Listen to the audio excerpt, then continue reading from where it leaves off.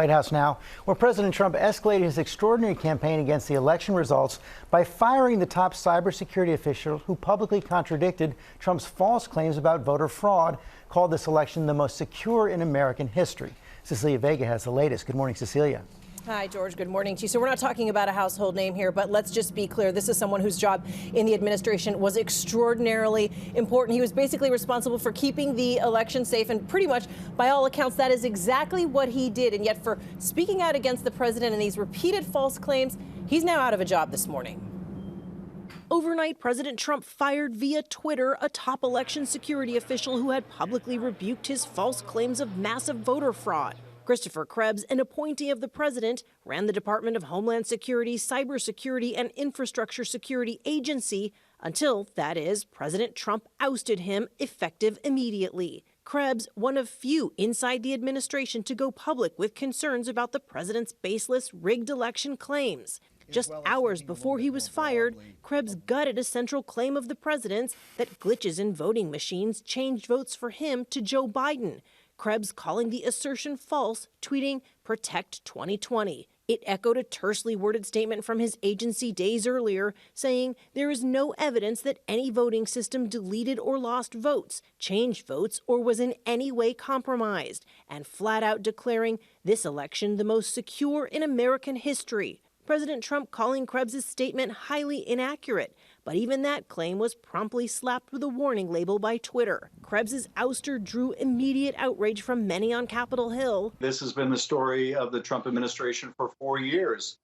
Anyone that had the audacity to speak truth to power, anybody that wouldn't carry the president's false line, would get fired and replaced by someone who would. Nebraska Republican Senator Ben Sasse saying Krebs obviously should not be fired. It's just the latest move from a president seeming more desperate by the day to cling to a false reality, a mindset fueled, according to sources, largely by Rudy Giuliani, who made his first appearance as head of the president's re-election legal team in a Pennsylvania courtroom on Tuesday. A last-ditch effort, but the reality of the 18 post-election lawsuits filed by the president's campaign, so far the courts have quashed 14 of them.